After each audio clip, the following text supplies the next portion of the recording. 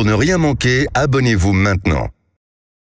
Les vraies voix Sud Radio, le grand débat du jour. Le gouvernement a ouvert la chasse aux arrêts maladie. 42% des salariés en France se seraient vus prescrire au moins un arrêt maladie en 2022. Pour obtenir un faux arrêt de travail, certains employés se tournent vers les réseaux sociaux. 15 à 30 € pour un certificat, sans consultation. Sans attendre, j'ai annoncé dans le cadre du plan fraude une nouvelle campagne de contrôle sur la prescription des arrêts maladie. Fraude qui se chiffre de 6 à 8 milliards d'euros selon la Cour des comptes. Selon la ministre de la Santé, 15% des arrêts maladie sont des abus. Bonjour, docteur Desmet, visite de contrôle d'arrêt de travail, monsieur. Quoi de neuf, docteur ?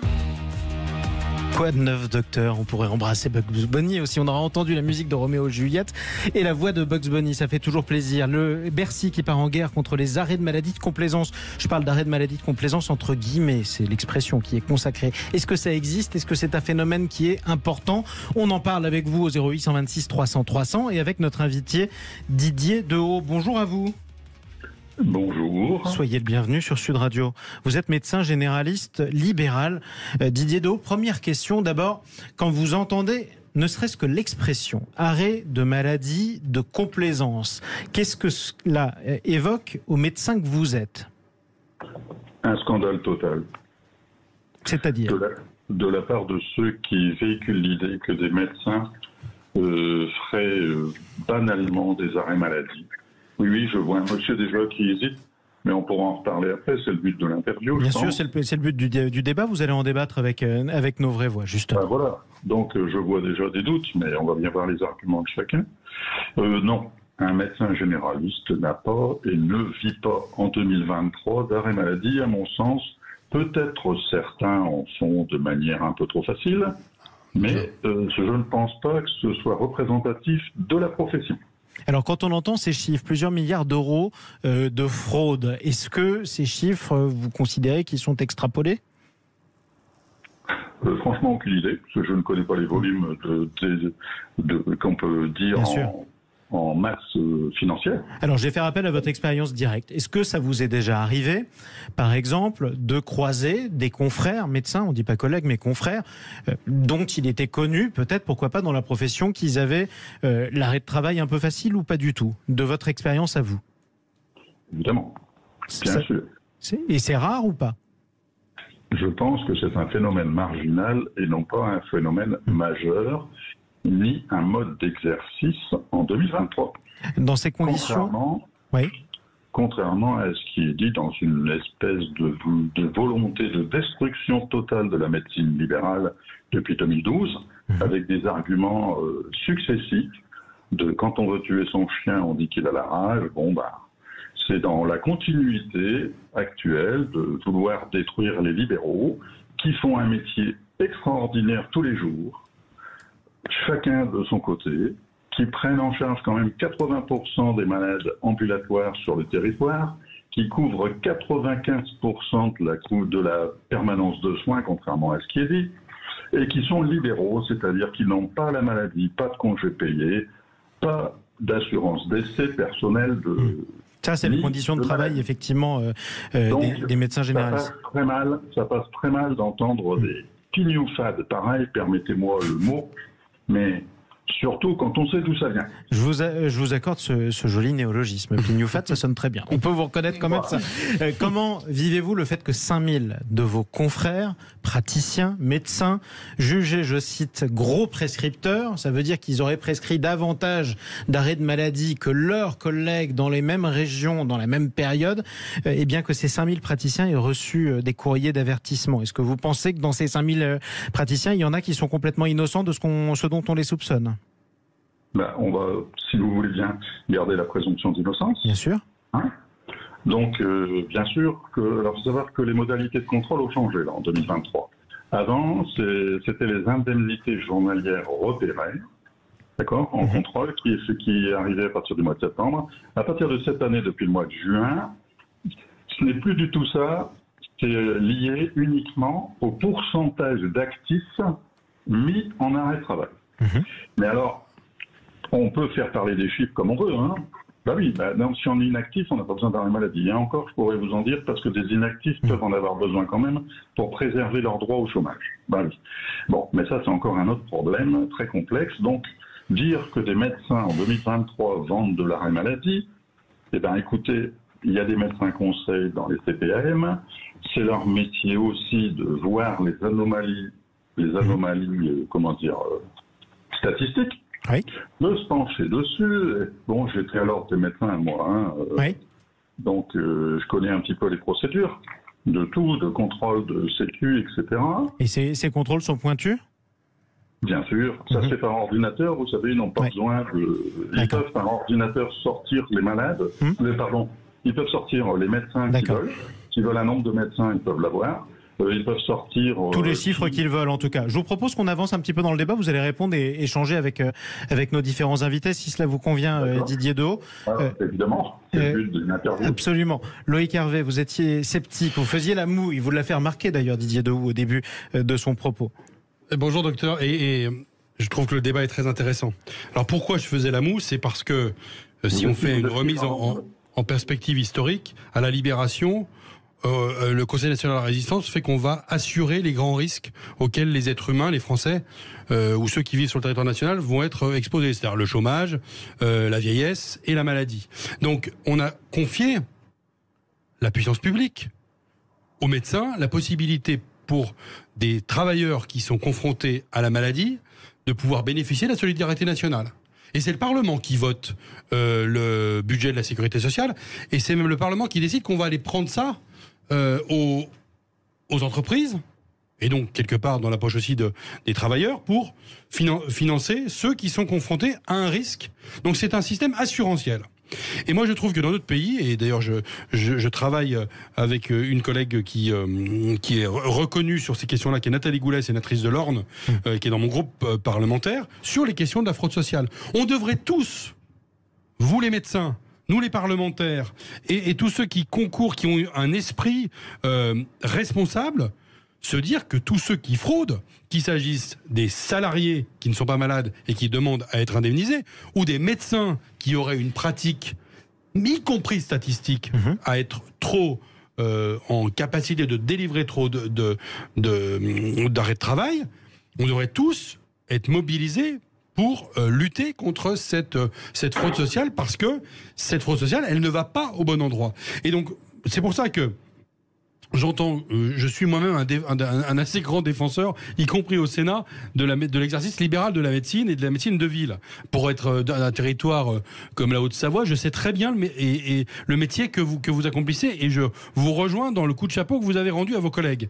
Mais pour ceux de vos confrères qui seraient peut-être pas assez précautionneux dans la manière de délivrer des arrêts de travail, ou si on démontre que statistiquement il délivre plus d'arrêts de travail que les autres, alors à ce moment-là c'est normal que l'assurance maladie fasse son travail et demande des comptes. Donc les 5000 lettres envoyées par l'assurance maladie aux médecins sont des lettres d'alerte, et j'espère que ces médecins-là se rendront compte de ce qui se passe. J'ai moi-même connu dans ma commune un médecin qui gardait les cartes vitales de ses patients. Il a été sanctionné par le Conseil de l'Ordre, mais heureusement qu'à un moment donné, l'assurance maladie, statistiquement, s'est rendu compte que les cartes vitales, elles allaient un peu vite à la machine. Effectivement. Avant que vous répondiez, Didier Dehaut, la parole à Nicolas Corato. Oui, moi je rejoins votre indignation par rapport au terme d'arrêt maladie de complaisance. Je pense que derrière un arrêt maladie, il y a aussi un diagnostic médical qui est effectué par le médecin, et très souvent, et j'imagine quasi tout le temps, une souffrance qui peut être soit physique, soit psychologique. Et je crois qu'il faut qu'on prenne ça en compte. C'est-à-dire que le développement des arrêts maladie, il dit, à mon avis, plus quelque chose de la souffrance des Français au travail, plutôt que du fantasme de la fraude aux aides sociales. Parce qu'il faut être très clair là-dessus. Et moi, j'entends ce que vous dites, monsieur le sénateur, sur la chasse à la fraude. On partage la même idée, même si dans ce pays, on a tout construit autour de la fraude. C'est-à-dire qu'on ne se fait pas confiance, donc on considère que tout le monde va frauder, donc on met en place des systèmes pour empêcher la fraude. Bon, c'est un système latin. On l'accepte, on est tous pêcheurs. Nous sommes tous pêcheurs originellement. Aujourd'hui, depuis 2019, les arrêts maladie de travail ont augmenté de 30%.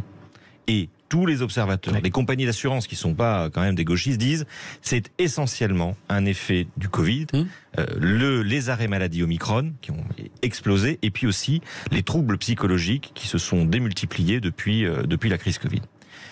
Les arrêts maladie aujourd'hui, ça représente 15 milliards d'euros de dépenses. La fraude aux cotisations sociales que ne payent pas les entreprises, elle est évaluée par l'État à 10 milliards d'euros par an.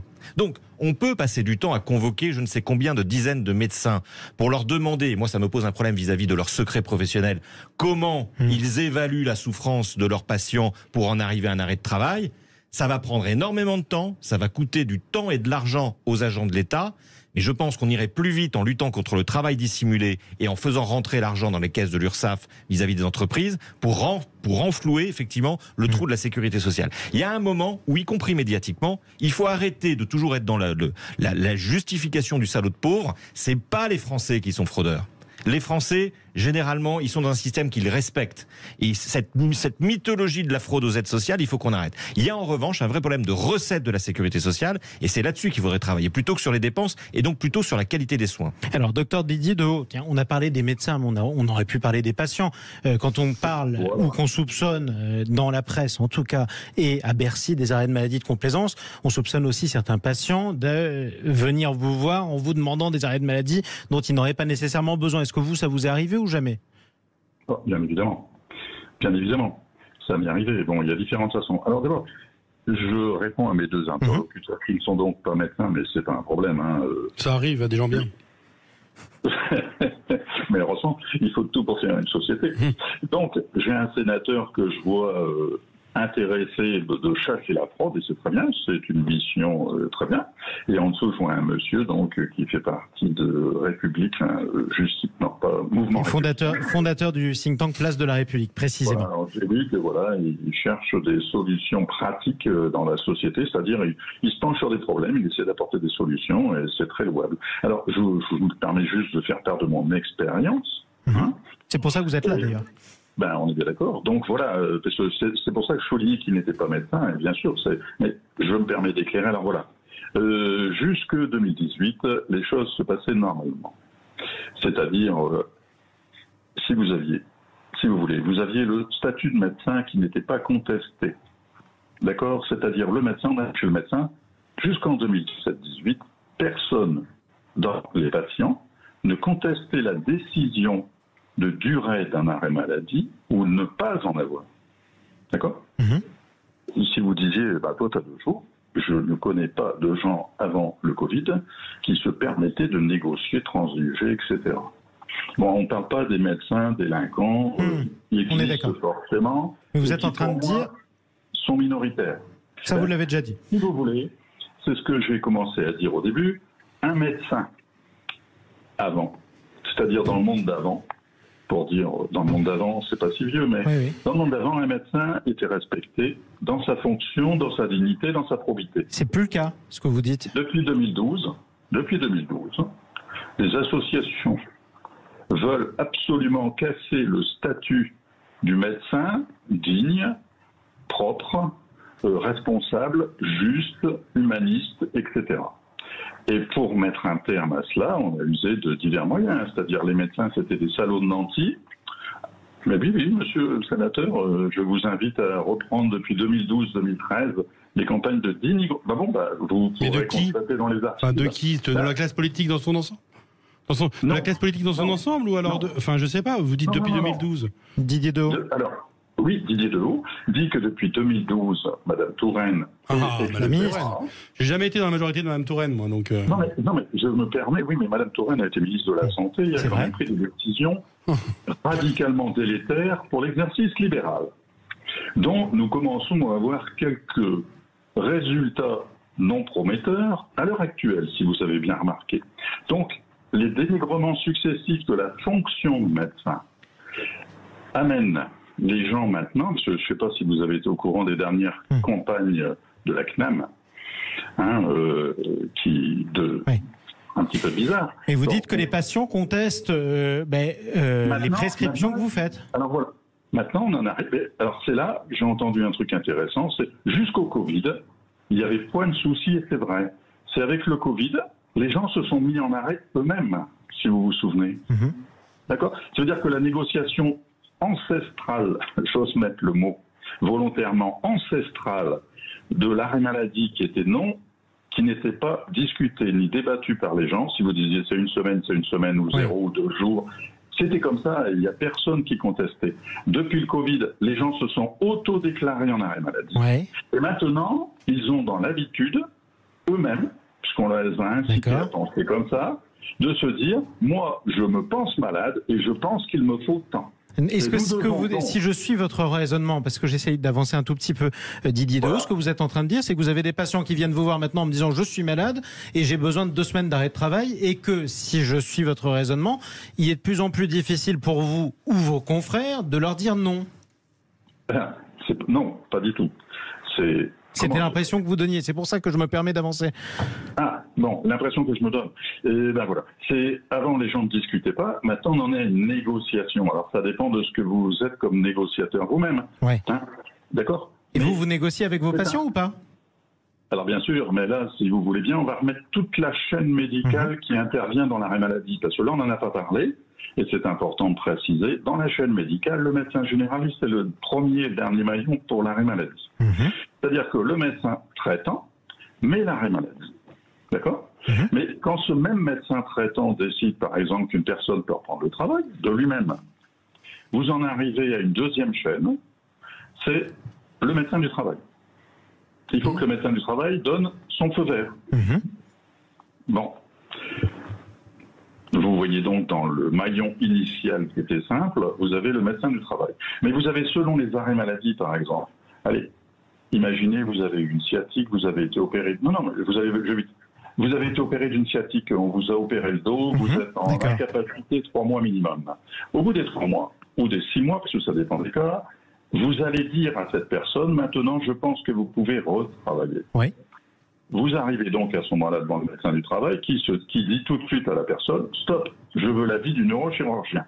Et nous sommes repartis sur un délai d'attente d'un spécialiste qui maintenant est aussi rare qu'un généraliste. C'est un fait. Et vous avez donc une augmentation du délai et des longueurs d'arrêt maladie par défaut de chaîne de soins complète. Il n'y a plus de généralisme, il n'y a plus de spécialistes, donc vous avez des arrêts maladie longs, avec des intervenants différents dans une chaîne différente, et je termine.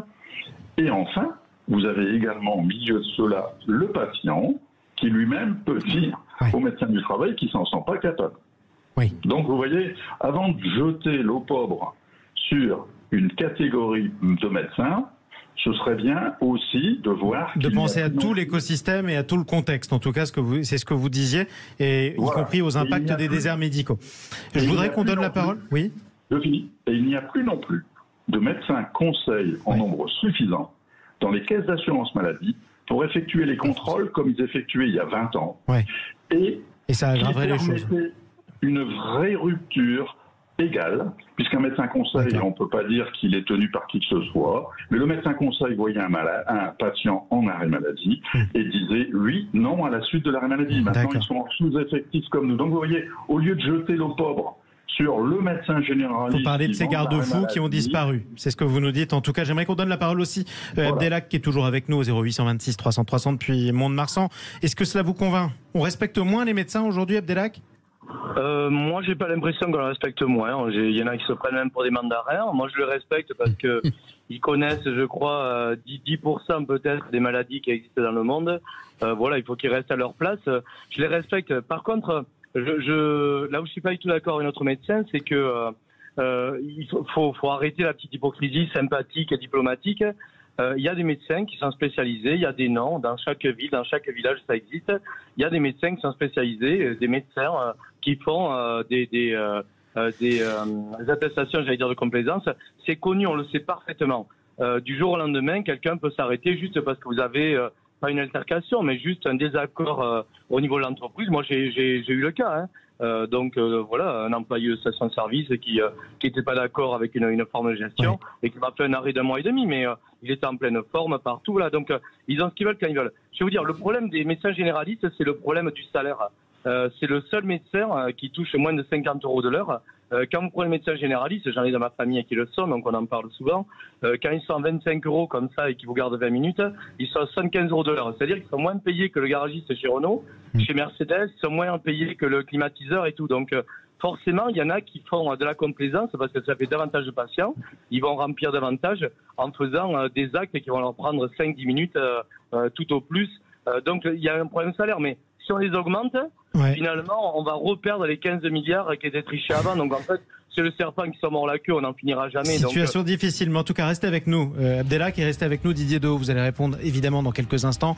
De même que nos autres vraies voix, Nicolas Corato, qui est bien sage aujourd'hui, tout comme Loïc Hervé. 0826 300 300, est-ce qu'on prescrit, oui ou non d'ailleurs? C'est une question ouverte et sincère. Trop facilement des arrêts de maladie en France. Venez en parler avec nous, à tout de suite.